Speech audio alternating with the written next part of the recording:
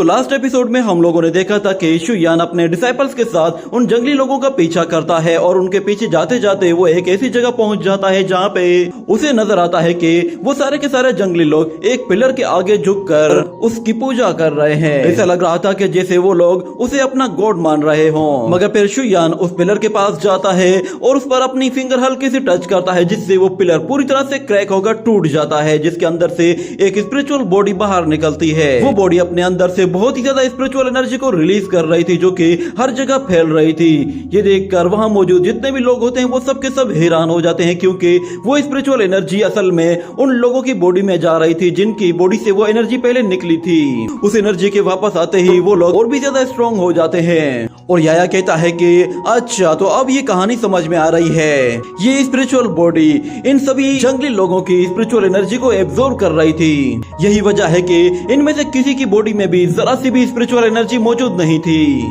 और दूसरी तरफ चूचू वो फील करती है कि जैसे उसकी स्पिरिचुअल पावर भी उसे वापस मिल गई हो और अब वो भी पहले की तरह बिल्कुल नॉर्मल हो गई थी। और वो उन जंगली लोगों के बारे में कहती है कि अब ये लोग भी पहले की तरह बिल्कुल नॉर्मल हो गए हैं। मगर वो जंगली लोग बहुत ही ज्यादा डरना शुरू हो जाते हैं। उन्हें लगा कि शायद उन लोगों ने गॉड को डिस्टर्ब कर दिया है। और याया उस स्पिरिचुअल बॉडी के आसपास घूमते हुए उसे देखता है तो अचानक से उसकी आंख खुल जाती है, जिस पर याया काफी डर जाता है और शुयान के पास चला जाता है। और हम लोग देखते हैं कि वो स्पिरिचुअल बॉडी असल में एक पपेट है और वो पपेट सीधा अपने उन लोगों के पास जाता है। ये देखकर वो सब लोग हैरान होते हैं कि वो उन लोगों को इग्नोर करके सीधा उन जंगली लोगों के पास जा रहा है। ये देखकर सानियान कहती है कि इन लोगों को तो खुश होना चाहिए क्योंकि इनका गॉड उनके सामने है, मगर ये लोग डरे हुए क्यों हैं? तो चूचू बताती है कि ऐसा लग रहा है कि जैसे ये लोग ऐसा बिल्कुल भी एक्सपेक्ट नहीं कर रहे थे। इन लोगों को ये बात बिल्कुल भी पता नहीं थी कि इस स्टोन पिलर के अंदर कोई स्पिरिचुअल बॉडी मौजूद है। और दूसरी तरफ वो पपेट जैसे उन लोगों के पास जाता है तो उनमें से उन जंगली लोगों का जो किंग था उसे सबसे पहले पकड़कर उसकी स्पिरिचुअल एनर्जी को खींचकर एब्जॉर्ब करना शुरू कर देता है। ये देखकर वहां मौजूद सब लोग भागना शुरू कर देते हैं। मगर फिर वो पपेट एक एक करके उन सबकी एनर्जी को वापस से अपनी बॉडी में एब्जॉर्ब करना शुरू कर देता है। जैसे ही उन लोगों की बॉडी से वो स्पिरिचुअल एनर्जी दोबारा से निकलती है तो वो लोग दोबारा से वीक पड़ जाते हैं और बेहोश हो जाते हैं। ये देखकर याया कहता है कि ये तो रुकने का नाम ही नहीं ले रहा, यहाँ मौजूद हर एक बंदे की इसने स्पिरिचुअल एनर्जी को एब्जॉर्ब कर लिया है। और दूसरी तरफ शुयान उन लोगों से कहता है कि ये पपेट तुम्हारी प्रैक्टिस करने के लिए बिल्कुल परफेक्ट है। ये सुनते ही कॉमेट फौरन से उस पे हमला करने के लिए जाता है और जाते साथ ही उस पे बुद्धा पाल्म टेक्निक का इस्तेमाल करता है, जिससे वो पपेट उसे वापस से पीछे धकेल देता है। ये देखकर सानियान आगे बढ़ती है तो कॉमेट कहता है कि उसे छूना मत, वो तुम्हारी एनर्जी को एब्जॉर्ब कर लेगा। ये सुनते ही सानियान उस पर दूर से स्पिरिचुअल अटैक करती है, मगर वो देखती है कि उसका स्पिरिचुअल अटैक बिल्कुल बेकार है क्योंकि वो एनर्जी को एब्जॉर्ब कर रहा है। ये कहने के बाद वो स्पिरिचुअल बॉडी सानियान पे एनर्जी अटैक करती है। मगर फिर इतने में कॉमेट उसके पास आ जाता है और कहता है कि देखते हैं कि ये बॉडी कितनी हार्ड है। वो उस पर एक के बाद एक फिजिकल अटैक करना शुरू कर देता है, मगर उसके अटैक का कोई भी फायदा नहीं हो रहा था। ये देखने के बाद फिर सानियान फ्लावर ब्लूम टेक्निक का इस्तेमाल करती है, जो कि बहुत ही पावरफुल अटैक है। और दूसरी तरफ कॉमेट जब उन अटैक्स को अपनी तरफ आता हुआ देखता है तो वो फौरन से हट जाता है और वो अटैक सीधा जाकर उस पपेट को हिट करते हैं। मगर हम देखते हैं कि वो पपेट बिल्कुल अपनी जगह से हल्का सा भी नहीं हिला था, फूल उस पर हल्का सा भी असर नहीं कर रहे। और दूसरी तरफ वो लोग देखते हैं कि वो पपेट अपनी बॉडी से फिर से एनर्जी जनरेट करने लगा है। ये देखने के बाद सानियान अपने क्लोन्स क्रिएट करके तेजी से उसकी तरफ आगे बढ़ती है और वो भी उस पर एक के बाद एक फिजिकल अटैक करना शुरू कर देती है। इस तरफ वो लोग उस पपेट के साथ लड़ रहे होते हैं और दूसरी तरफ शुयान देखता है कि याया और चूचू वो दोनों कुछ स्टोन्स जमा कर रहे हैं। तो शुयान को वो स्टोन कुछ खास लगते हैं, जिस पर वो एक स्टोन को उठाकर अपने हाथों में चेक करता है। और दूसरी तरफ याया और चूचू वो काफी खुश होते हैं और वो लोग कहते हैं कि हम लोगों ने सोचा नहीं था कि यहाँ पर इतनी खास चीजें मिलेंगी। हम लोग ये सारे के सारे स्टोन्स अपने साथ ले जाएंगे। और दूसरी तरफ शुयान वो अभी भी उसी स्टोन को देख रहा होता है और जिसके बाद दूसरी तरफ कॉमेट और सानियान वो अभी भी उस पपेट के साथ फाइट कर रहे थे, जिसमें उस पपेट को भी अब थोड़ी सी दिक्कत का सामना करना पड़ रहा था। वो एक ही एनर्जी ब्लो से उन दोनों को वापस पीछे धकेल देता है और फिर अपनी एनर्जी का इस्तेमाल करते हुए उनकी बॉडी से भी स्पिरिचुअल एनर्जी को एब्जॉर्ब करने की कोशिश करता है। ये देखकर सानियान सानियान और कॉमेट उससे दूर हटने की कोशिश करते हैं, मगर उसका वो अटैक उन दोनों को अपनी तरफ तेजी से खींच रहा होता है और साथ में उनकी स्पिरिचुअल एनर्जी वो भी काफी तेजी से उस पपेट के पास जा रही होती है, जिसकी वजह से वो आहिस्ता आहिस्ता और भी ज्यादा ताकतवर होता जा रहा था। और सिर्फ इतना ही नहीं, बल्कि वहाँ पे पड़े हुए जितने भी वो जंगली लोग थे उनकी बॉडी से भी वो स्पिरिचुअल एनर्जी का आखिरी कतरा तक निचोड़ देता है।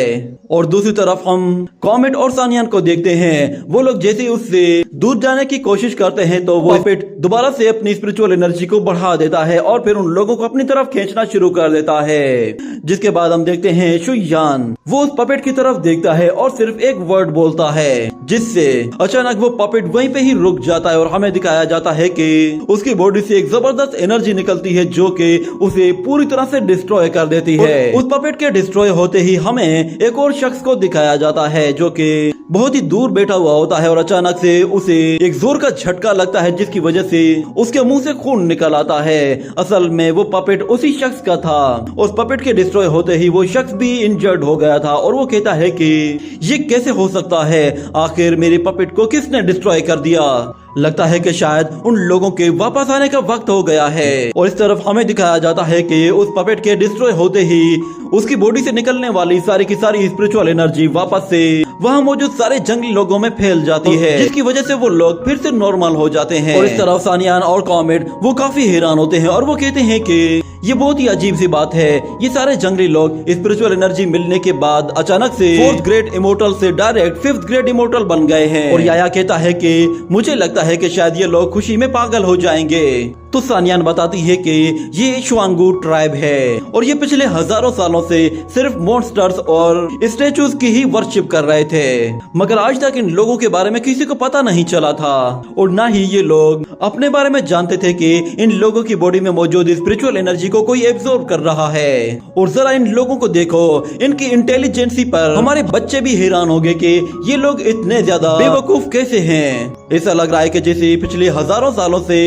इनकी मेंटल ग्रोथ वो बिल्कुल भी नहीं बढ़ी। और दूसरी तरफ जंगली ट्राइब के किंग को शुयान जाता हुआ दिखाई देता है तो वो फौरन से शुयान के पास आ जाता है और एक शानदार एंट्री के साथ उसके सामने आकर घुटनों पर बैठ जाता है और उसे अपना हॉली गॉड मानता है और उससे कहता है कि आपका बहुत बहुत शुक्रिया कि आपने उस मॉन्स्टर को मार दिया।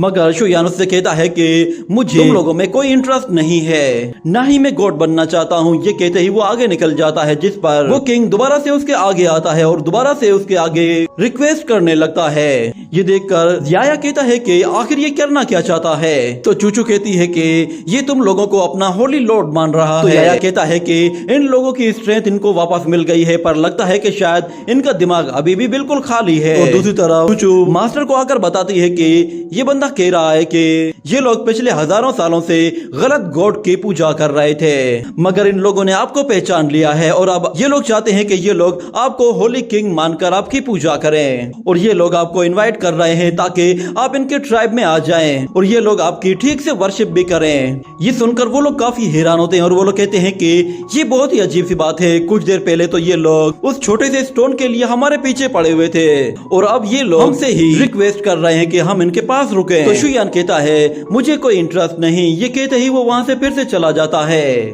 और दूसरी तरफ हम देखते हैं कि वो किंग चूचू के आगे रिक्वेस्ट करने लगता है और उससे कहता है कि प्लीज इसे किसी तरह मनाओ। मगर इतने में चूचू के दिमाग में एक आइडिया आता है, क्योंकि वो किंग उससे कहता है कि मैं तुम्हें इसके लिए बहुत सारे स्टोन दूंगा। तो चूचू उसको एक जबरदस्त आइडिया दे देती है और बदले में उससे बहुत सारे स्टोन्स भी मांग लेती है। ये देखने के बाद अगले सीन में हमें दिखाया जाता है कि वो लोग अपनी अगली मंजिल की तरफ आगे बढ़ रहे होते हैं और वो लोग कहते हैं कि यहाँ पे ऐसा हुआ क्या है, ये लोग इतनी आसानी से बेवकूफ कैसे बन गए, आखिर कौन है जो कि इन लोगों की स्पिरिचुअल पावर को एब्जॉर्ब करना चाहता है। तो सानियान कहती है कि मुझे तो ऐसा लग रहा है कि जैसे इनके पीछे जरूर किसी न किसी मार्शल आर्ट मास्टर का हाथ होगा, क्योंकि कोई भी डीमन इस तरह की एबिलिटी नहीं रखता और किसी भी डीमन को इस तरह के काम में कोई इंटरेस्ट नहीं होता।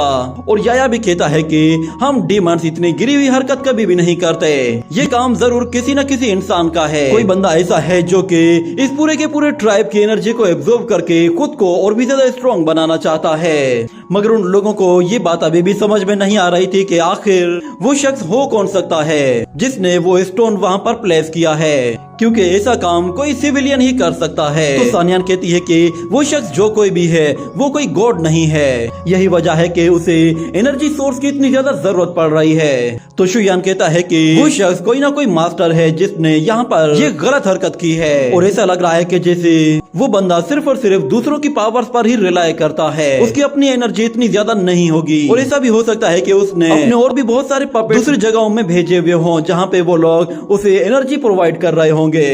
और दूसरी तरफ सानियान चूचू से कहती है कि वो किंग तुमसे क्या कह रहा था और तुमने उसे आखिर में क्या कहा है। तो चूचू हंसते हुए कहती है कि नहीं, कुछ भी नहीं, मैंने बस उन लोगों को थोड़ी सी बातें समझाई हैं। मैंने उन्हें बस ये बताया है कि उन लोगों को किस पर बिलीव करना चाहिए और किस पर नहीं करना चाहिए, और मुझे पूरा यकीन है कि नेक्स्ट टाइम से उन्हें कोई भी बेवकूफ नहीं बनाएगा, ना ही वो लोग किसी और गॉड की वर्शिप करने वाले हैं। तो इतने में याया कहता है कि तुमने इतने कम टाइम में उन लोगों को इतनी बातें कैसे समझा दी, ये तो पॉसिबल हो ही नहीं सकता। मगर फिर चूचू से कोई भी जवाब दिए बगैर हंसते हुए आगे निकल जाती है। और अगले सीन में हमें दोबारा से उसी ट्राइब के लोगों को दिखाया जाता है। वो लोग असल में एक पत्थर को तोड़कर उससे एक मूर्ति बनाने की कोशिश कर रहे थे और उनका किंग उन लोगों को गाइड कर रहा होता है। और कुछ ही देर के बाद हम लोग देखते हैं कि उन लोगों ने एक शानदार मूर्ति बनाई थी जो कि असल में शुयान की थी। उस मूर्ति को बनाने के बाद वो लोग उसकी वर्शिप करना शुरू कर देते हैं। और इसी के साथ ये एपिसोड यहीं पे ही एंड हो जाता है।